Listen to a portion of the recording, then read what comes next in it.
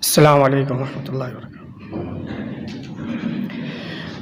أعوذ بالله من الشيطان الرجيم. بسم الله الرحمن الرحيم. وإذ قال إبراهيم رب اجعل هذا البلد آمنا واجنبني وبني أن نعبد الأصنام رب إنهن أضللن كثيرا من الناس فمن تبعني فإنه مني ومن عصاني فإنك غفور رحيم. ربنا إني أسكنت من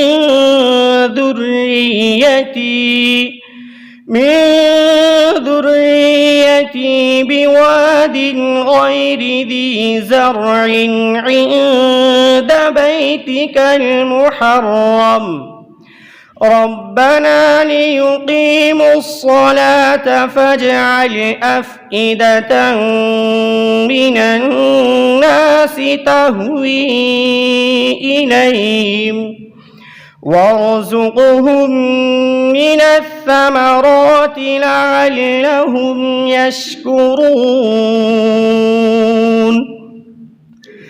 ربنا إنك تعلم ما نخفي وما نعلن وما يخفى على الله من شيء في الأرض ولا في السماء.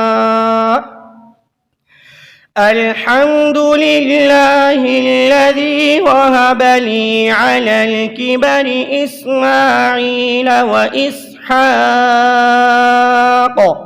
إن ربي لسميع الدعاء. رب اجعلني مقيم الصلاة ومن ذريتي ربنا وتقبل دعاء. السلام عليكم.